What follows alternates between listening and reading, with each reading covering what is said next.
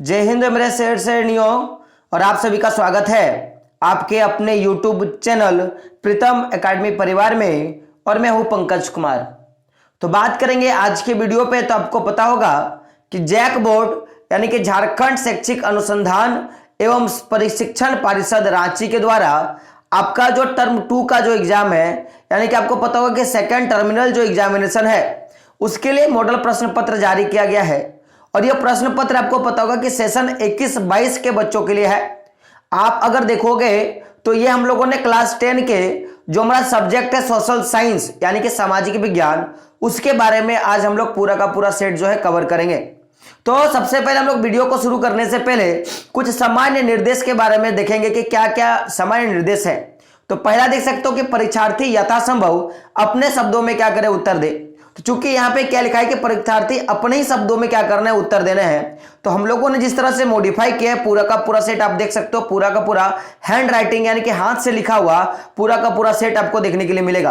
यानी कि बहुत आसान भाषा में, जिसको आप देखते ही क्या हो जाएगा, आपको याद हो जाएगा, ऐसा हम लोगों ने बनाया है।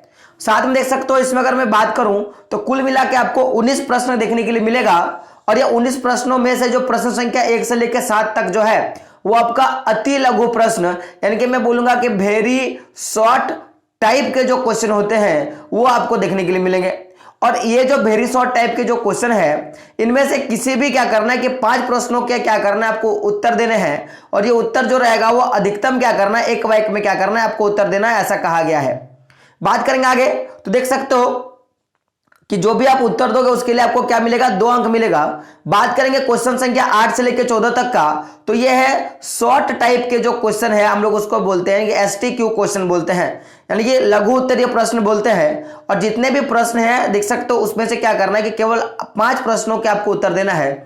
और अधिकतम आपको 50 शब्दों का क्या करना है, इसमें प्रयोग करना है। और प्रत्येक प्रश्न का अगर सही आप आंसर देते हो तो क्या होगा कि आपको एक प्रश्न के लिए 3 अंक मिलेगा, यानी कि 5 प्रश्नों के लिए कितने मिलेंगे, 15 अंक के लगभग आपको क्वेश्चन आंसर मिलने वाले हैं।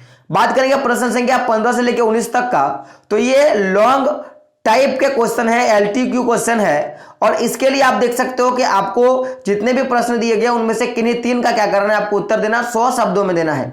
और अगर आप सही आंसर देते हो तो क्या होगा कि आपको 5 अंक मिलेगा, ऐसा कहा गया है। तो हम लोग बात करेंगे वीडियो पे। तो सबसे पहला क्वेश्चन देख सकते हो, क्वेश्चन क्या है कि आयात शुल्क से आप क्या समझते हैं। तो वीडियो को शुरू करने से पहले मैं आपको बता दूं कि आपको प्रीतम एकेडमी पूरा का पूरा सिलेबस जो भी आपके क्लास 10 के सब्जेक्ट है, जैसे अगर मैं बता दूं तो साइंस का जो है उसमें से आपको सेट लगभग आपको कंप्लीट हो गया, केवल 2 ही सेट बचे हैं। मैथ में भी आपका सेट 3 कंप्लीट हो चुका है और 2 सेट बचा हुआ है। एसएसटी में देख सकते हो ये सेट 4 चल रहा है, यानी कि ऑल ओवर देखोगे तो आपको सेट पूरे के पूरे देखने के लिए मिल जाएंगे। और जितने भी आपको सेट देखने के लिए मिलेंगे, केवल मैं मैथ को छोड़ दूं तो सारा का सारा आपको हाथ से लिखा हुआ मिलेगा।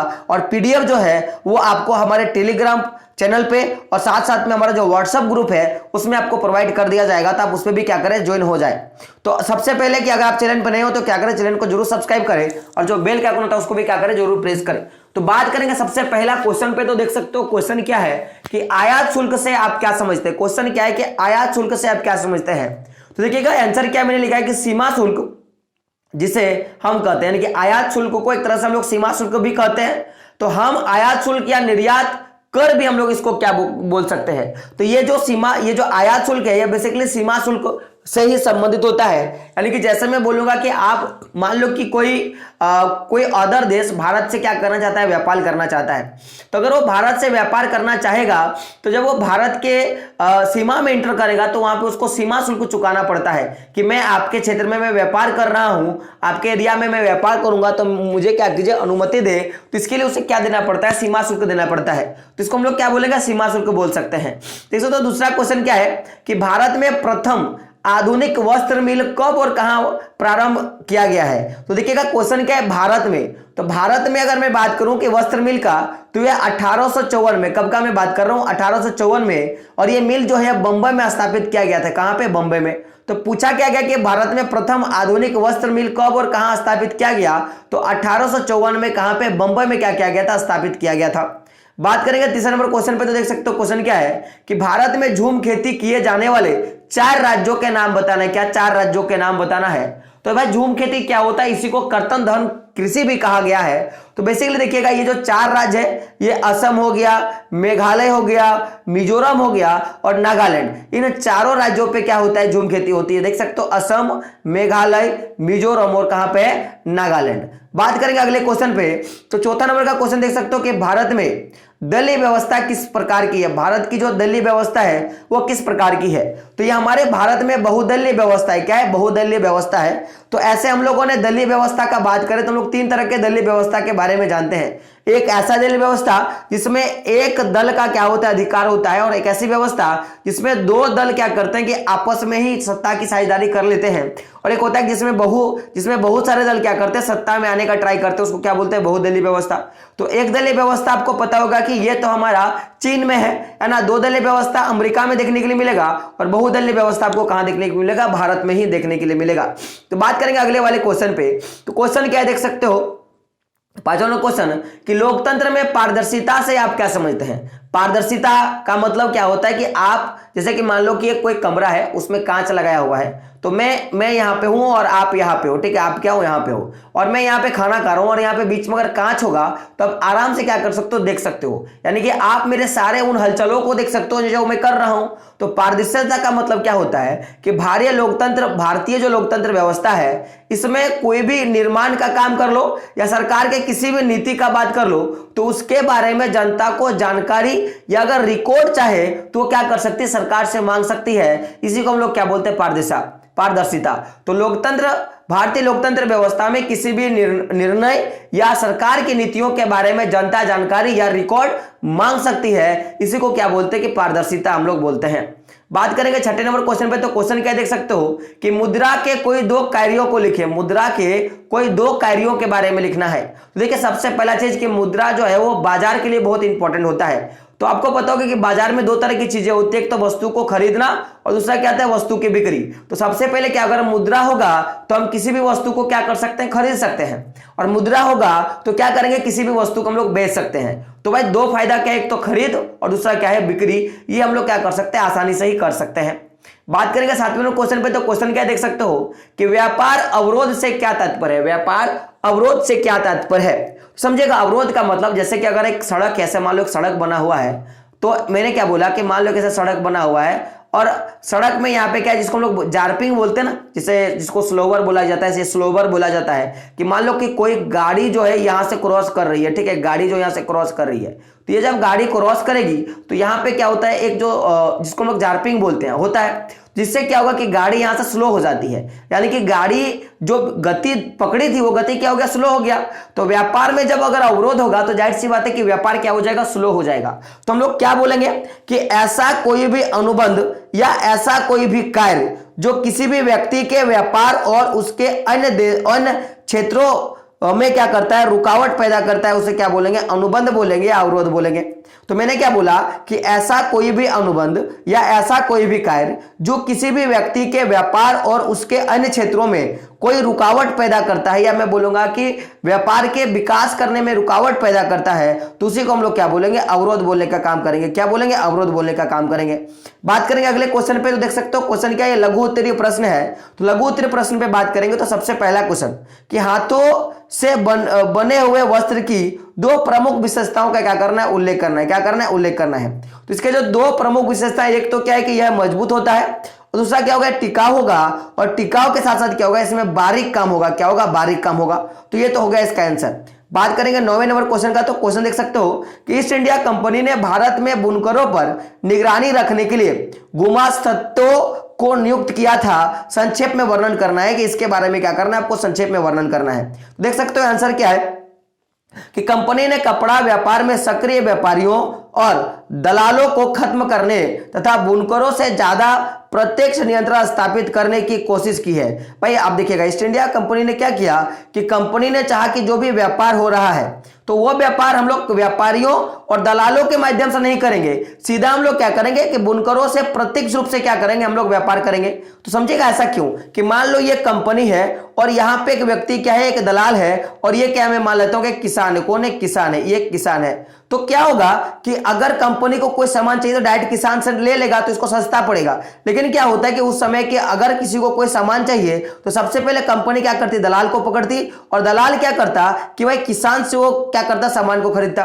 तो जहां दलाल किसी सामान को 5 रुपए में खरीदता तो फिर क्या करता, दलाल वही कंपनी को बेचता कितना रुपए में, 10 रुपए में। तो कंपनी ने वही सोचा कि क्यों ना ऐसा किया जाए कि ये जो भी सक्रिय व्यापारी है और जो भी दलाल है उसको क्या किया जाए, खत्म कर दिया जाए, और तथा जो बुनकर है उस पर क्या किया जाए, ज्यादा प्रत्यक्ष नियंत्रण क्या किया जाए, स्थापित करने की कोशिश किया जाए।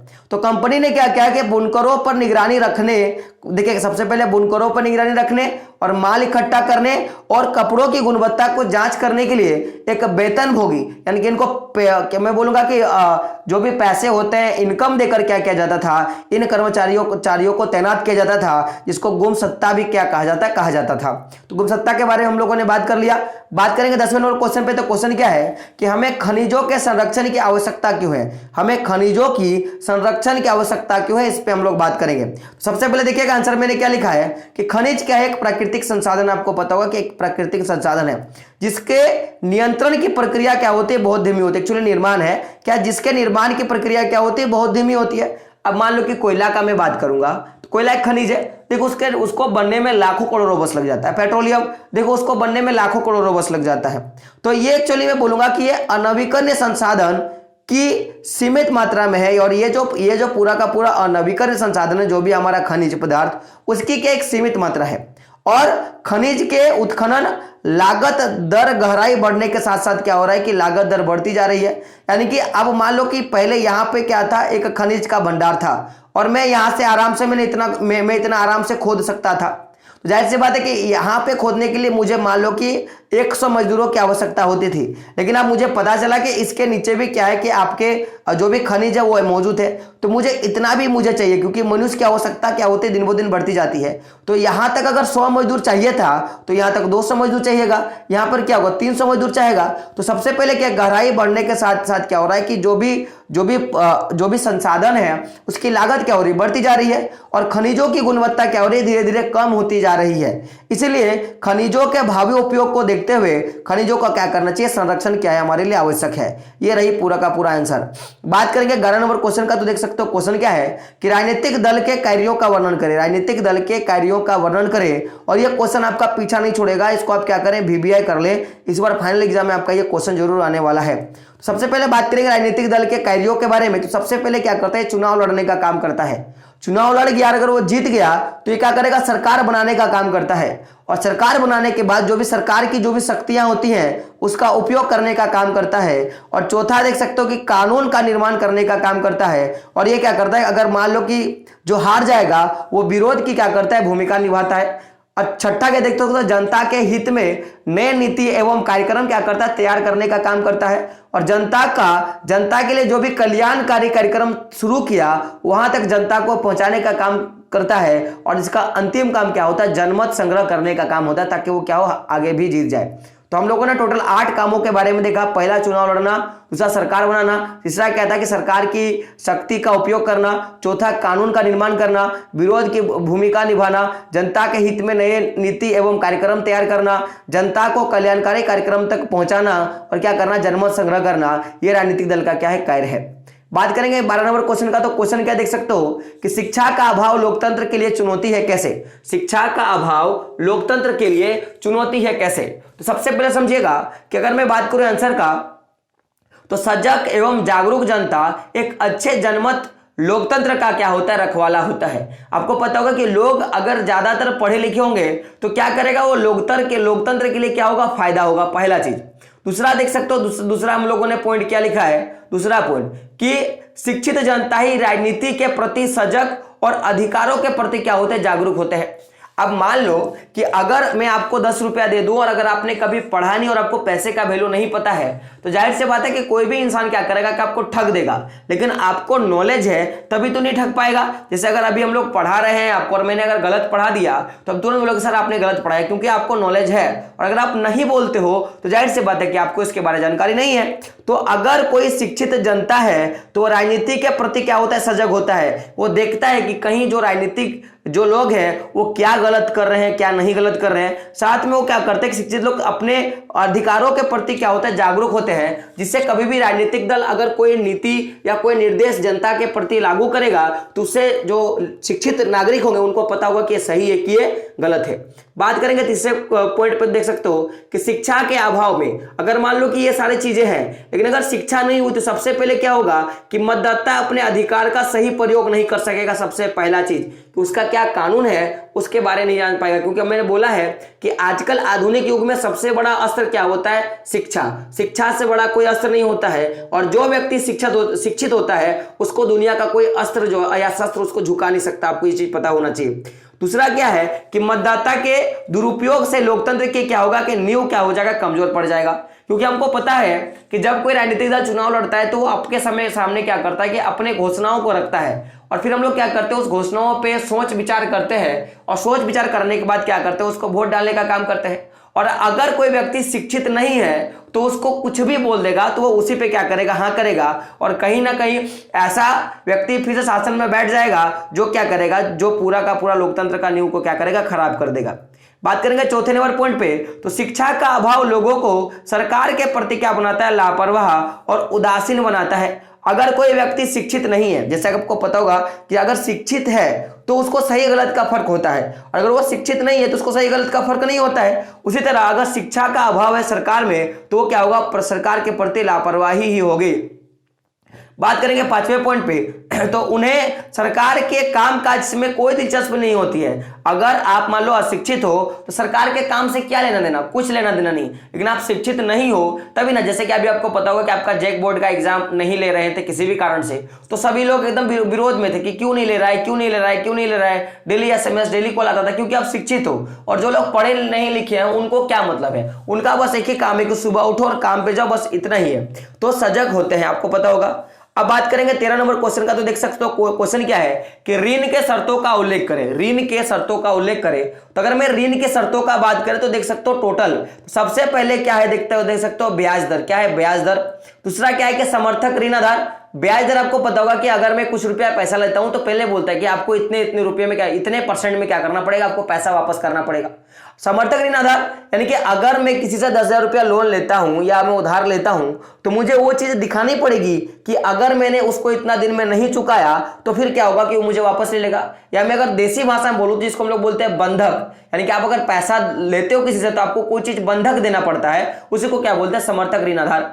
तीसरा क्या है कि आवश्यक कागजात। आप मान लो कि मैंने एक बाइक, मैंने अपने दोस्त से 10,000 रुपये कर्जा लिया, बोला दो, है ना, अगर मैं नहीं चुका पाया तो मेरा बाइक ले लेना। तो अगर वो बाइक लेगा तो क्या बाइक मेरा चोरी किया हुआ बाइक है कि मेरा है कि नहीं, तो उसके लिए भी क्या होता है कि उसको कागजात की आवश्यकता होती है। तो क्या हो गया, आवश्यक कागजात का। और चौथा पॉइंट क्या होता है कि भुगतान के तरीके का, यानी कि मैं किस तरह से भुगतान करूंगा। क्या मैं उस पैसे के बदले में अपने भूमि को दे दूंगा, क्या मैं पैसा चेक पे दूंगा, क्या मैं उस पे करूंगा, तो ये एक शर्त होता है। और पांचवा शर्त क्या होता है कि ऋण का जो शर्त है वो अलग अलग व्यक्ति या अलग अलग समूहों के लिए क्या होता है, अलग अलग होता है। आपको यह जानना जरूरी है। तो ये सारे क्या है कि ऋण के सामान्य शर्त है जिसको आपको याद रखना बहुत इंपॉर्टेंट है। बात करेंगे 14 नंबर के क्वेश्चन का, तो क्वेश्चन क्या है, रिपीटेड क्वेश्चन है कि विश्व व्यापार संगठन जिसको WTO बोलते हैं, वर्ल्ड ट्रेड ऑर्गेनाइजेशन के किन्हीं दो उद्देश्यों के बारे में लिखना है। तो अगर मैं बात करूं पहला, तो समझो कि WTO की जो स्थापना है वो 1 फरवरी 1995 को हुआ था, और इसका जो मुख्यालय आपको पता होगा कि जेनेवा में है। कहां पे, जेनेवा में। तो जब इसकी स्थापना हुआ तो इसका मुख्य क्या था, उद्देश्य था। तो मैंने यहाँ पे 3 उद्देश्यों के बारे में लिखा और आपको 2 उद्देश्यों के बारे में ही लिखना है। तो मैंने यहाँ पे क्या किया, आपकी ज्यादा जानकारी हो इसलिए मैंने क्या किया कि 3 उद्देश्यों के बारे में आपको लिख दिया। तो पहला क्या देख सकते हो कि विश्व व्यापार को संगठित करना। पहला क्या है, विश्व व्यापार को संगठित करना। दूसरा क्या है कि सभी राष्ट्रों के हित की क्या करना, रक्षा को ध्यान में रखना। भाई पहला क्या है कि सभी देशों को इकट्ठा करना और व्यापार को क्या करना, संगठित करना। और दूसरा क्या देख सकते हो कि सभी राष्ट्रों के हित की रक्षा को ध्यान में रखते हुए अंतर्राष्ट्रीय व्यापार के लिए नियम बनाना। और देख सकते हो तीसरा क्या है कि निष्पक्षता का ध्यान रखते हुए विभिन्न देशों के बीच द्विपक्षीय क्या करना, समझौता करना।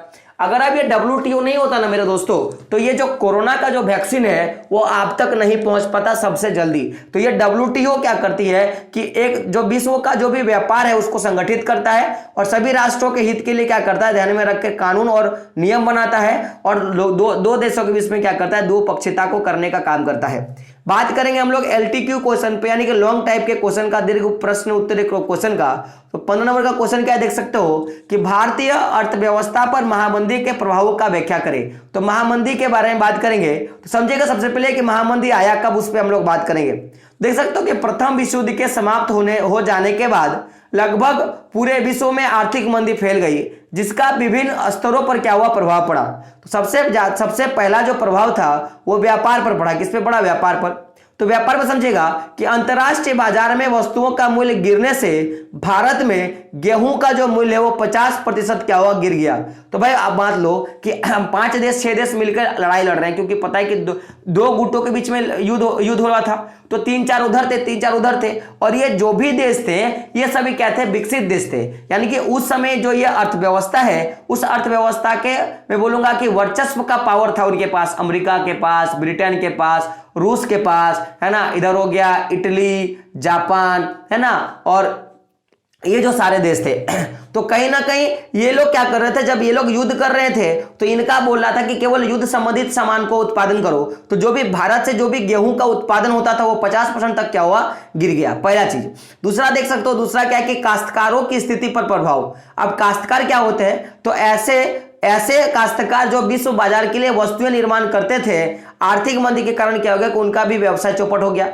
आप मान लो कि कोई व्यक्ति क्या करता है कि जूता बनाने का काम करता है, कोई व्यक्ति चप्पल बनाने का काम करता है, कोई क्रिकेट का बॉल बैट बनाने का तैयार के लिए करता है। तो युद्ध के समय जाहिर सी बात है कि लोग युद्ध के ही सामान को ही ज्यादा एफोर्ड करने के लिए बोलेंगे, बम बारूद वगैरह। तो ऐसे लोग जो लोग नहीं करते थे उनका क्या होगा, उनका व्यापार ठप होगा ना। तो यही हो गया, उनका व्यापार क्या हो गया, ठप हो गया। तीसरा प्रभाव पड़ा कहां पे, शहरों पर आर्थिक स्थिति का प्रभाव। तो शहरों में जितने भी लोग रहने वाले थे वो लोग कैसे थे, वेतनभोगी थे।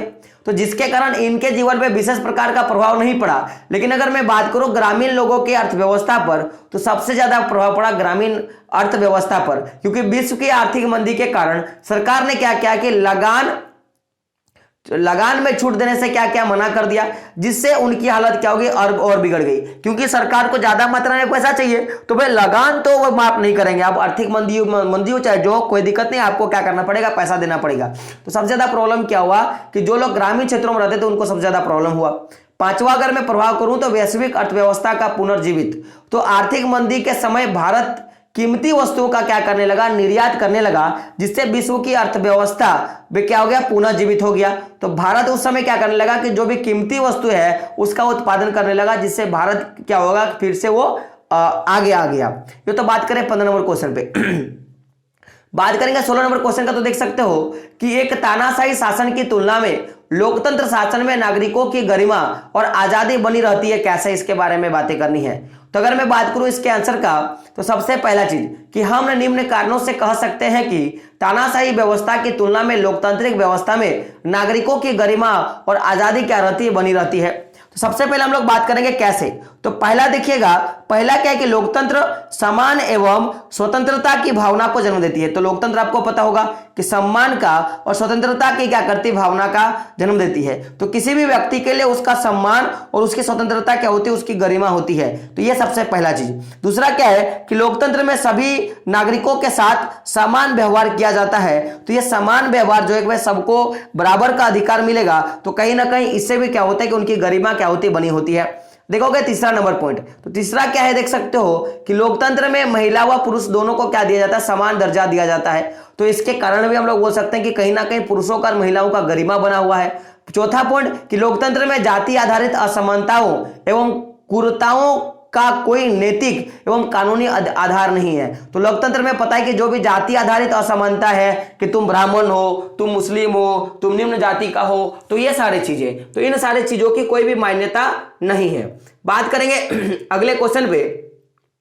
देख सकते हो 17 नंबर का क्वेश्चन क्या है कि व्यापार और विदेश नीतियों का उदारीकरण वैश्वीकरण प्रक्रिया में किस प्रकार क्या हुआ, सहायक हुआ। तो व्यापार और जो विदेश नीति का जो उदारीकरण है उससे किस तरह का क्या हुआ, प्रभाव पड़ा, इसके बारे में बात करेंगे। देख सकते हो कि व्यापार तथा निवेश नीतियों का उदारीकरण वैश्वीकरण प्रक्रिया में निम्नलिखित प्रकार से क्या पहुंचाती है, सहायता पहुंचाती है। तो भाई ये सहायता क्या है, तो सबसे पहला सहायता कि उदारीकरण उद्योग को बाजार के अनुसार क्या करती है, विस्तृत होने की छूट देती है। यानी कि आप अगर किसी चीज में उदारीकरण है तो क्या करेगा, वो अपने हिसाब से क्या करेगा कि जहां मन था उसको जिस हिसाब से उसको व्यापार करना है वो व्यापार कर सकता है। दूसरा कि निवेश का उदारीकरण नए व्यवसाय की स्थापना करने में क्या करती है, सहायता प्रदान करता है। अब निवेश में भी छूट दे दिया गया कि चलो आप क्या करो, जी भर के अपना निवेश कर दो, तो कहीं ना कहीं उससे क्या होगा कि व्यवसाय के सामने क्या होगा कि ज्यादा मात्रा में क्या होगा, उद्योग खुलना शुरू हो जाएगा। तीसरा पॉइंट देख सकते हो, तीसरा पॉइंट क्या है कि व्यापार के उदारीकरण का अर्थ अनावश्यक व्यापारिक प्रतिबंधों को क्या है, हटाने से है। तो जिससे क्या होगा कि जिससे व्यापारिक देशों के बीच में आयात और निर्यात क्या हो जाएगा, सरल हो जाएगा। कि मान लो कि ना ही आयात के लिए कोई पाबंदी होगा और ना ही निर्यात के लिए पाबंदी होगा, तो जाहिर सी बात है कि भारी मात्रा में क्या होगा कि आयात निर्यात होगा, जिससे कहीं ना कहीं मैं बोलूंगा कि उदारीकरण से क्या होगा कि रोजगार में क्या होगा, सृजन होगा। क्योंकि जब ज्यादा मात्रा में फैक्ट्री लगेगा, ज्यादा मात्रा में आयात निर्यात होगा, तो कहीं ना कहीं क्या होगा कि रोजगार का क्या होगा, भारी मात्रा में सृजन होगा। और साथ में अगर मैं बात करूं सबसे ज्यादा फायदा का, तो सबसे ज्यादा फायदा इस व्यवस्था में किसको होने वाला है, तो उपभोक्ताओं को होने वाला है। कारण समझिएगा कि अगर मान लो कि आप दुकान है, आपके गांव में एक ही कपड़े का दुकान है और आप दुर्गा पूजा का टाइम है या आपके दोस्त का शादी, या मान लो कि मेरा ही शादी है और आप क्या गए वही एक जो दुकान है आप वहां पे गए हो सामान खरीदने के लिए, आप गए हो तो आपको जो जींस दिखा देगा या जो भी आपको शर्ट दिखा दिया या लड़कियों के लिए जो भी सामान होता है जो भी आपको दिखा दिया, आपको उसी को लेना पड़ेगा क्योंकि आपके गांव में और सारे चीजें नहीं है। लेकिन अगर आप इसी को मार्केट चले जाते हो तो वहां पे बहुत ज्यादा आपको क्या मिलेंगे, दुकानें देखने के लिए मिलेंगे, जिससे कहीं ना कहीं क्या कर सकते हो कि आपको जो पसंद है, जैसे इस दुकान में पसंद नहीं आया तो इस दुकान में जाकर ले सकते हो या इस दुकान में ले सकते हो। तो आपके पास सबसे पहला क्या होगा कि इस तरह के बहुत सारे फायदे होंगे। तो पहला क्या होगा कि जब बहुत ज्यादा दुकानें होंगी तो जाहिर सी बात है कि आपको क्या मिलेगा, सस्ता सामान मिलेगा। दूसरा क्या होगा कि गुणवत्ता वाला सामान मिलेगा। आप मान लो कि एक ही दुकान और एक ही क्वालिटी है तो जाहिर सी बात है सस्ता भी नहीं देगा और क्वालिटी भी क्या होगा, खराब होगा, आपको पता होगा। साथ में दूसरा क्या आ सकता है, दूसरा क्या होगा कि भाई आपको चुनाव करने की क्या होगी कि समस्या से निदान मिल जाएगा कि भाई अब मुझे एक ही वस्तु को लेकर घर जाना है, ऐसा नहीं, आपके पास बहुत सारे वस्तु, आप कोई भी वस्तु को क्या कर सकते हो, लेके जा सकते हो। तो इस तरह की समस्या का क्या होगा, समाधान होगा। बात करेंगे अंतिम क्वेश्चन पे, देख सकते हो क्वेश्चन क्या है, क्वेश्चन है आपका कि भारतीय कृषि पर वैश्वीकरण के प्रभाव का क्या करना है, वर्णन करना है। वैश्वीकरण के प्रभाव का क्या करना है, वर्णन करना है। तो सबसे पहला देख सकते हो कि कृषि के क्षेत्र में ढांचागत सुधार, प्रौद्योगिकी विकास, बाजार के विस्तार के कारण निवेशकों में क्या हुई, वृद्धि हुई है। तो जब वैश्वीकरण आ गया यानी कि कोई भी देश किसी भी देश में जाके क्या कर सकता है, अपनी संस्कृति का बात कर लो, वस्तु का बात कर लो या आयात निर्यात आराम से कर सकता है, ये वैश्वीकरण प्रभाव कहलाता है। तो जब वैश्वीकरण का प्रभाव हुआ तो उससे कहीं ना कहीं कृषि क्षेत्र का जो प्रौद्योगिकी था उसका विकास क्या हुआ, विस्तार होने लगा। कारण क्या हो गया, क्योंकि ज्यादा मात्रा में निवेशक लोग आ गए तो फिर जाहिर से मात्रा क्या है कि प्रौद्योगिकी के क्या होने लगा, विकास होने लगा, पहला। दूसरा ये देख सकते हो कि प्रमुख कृषि उत्पादों के निर्यात की स्वतंत्रता दी गई। भाई अब जैसे कि आपको पता होगा कि भारत कपास का उत्पादन करता है, धान का उत्पादन करता है, गेहूं का उत्पादन करता है, तो इस तरह तक के जो प्रमुख जो फसलें हैं उनका क्या किया गया कि उत्पादन करने के क्या किया गया, हाँ किया गया। तीसरा, वैश्वीकरण के कारण कीमती फसलों की खेती क्या मिली, बढ़ावा मिली। तो अगर कीमती खेतों की खेती में अगर बढ़ावा मिलेगा तो जाहिर सी बात है कि उससे कहीं ना कहीं क्या होगा, ज्यादा मात्रा में फायदा होगा। चौथा देख सकते हो, चौथा क्या फायदा हुआ कि श्वेत क्रांति, हरित क्रांति, पीली क्रांति और नीली क्रांति के कारण जो भी दुग्ध हो गया, खाद्यान्न हो गया, मछली हो गया और तेलहन हो गया, तो इन सारे का क्या हो गया कि उत्पादन में क्या हुआ, वृद्धि हुआ। और पांचवा देख सकते हो कि सभी देशों के बीच कृषि के नए नए तरीकों को आदान प्रदान हुआ। तो इतने सारे क्या होंगे, फायदे हो गए। तो वैश्वीकरण के प्रभाव के बारे में बात करें, यानी कि पूरा का पूरा हम लोगों ने जो सेट 4 है हम लोगों ने कंप्लीट कर दिया। सेट 5 भी क्या होगा कि बहुत जल्द आपकी आ जाएगी। तो जितने लोग चैनल पे नए हैं और फर्स्ट टाइम हमारे चैनल पे विजिट कर रहे हो और आपको अगर पीडीएफ चाहिए तो क्या करें, चैनल के साथ जरूर जुड़े, ताकि मैं जितना भी मैं वीडियो डालूंगा उसका नोटिफिकेशन भी जाएगा और आपको उसका पीडीएफ भी क्या होगा, आपको मिल जाएगा। दोस्तों मिलते हैं अगले वीडियो में, तब तक के लिए जय हिंद, जय भारत और आपका दिन शुभ हो।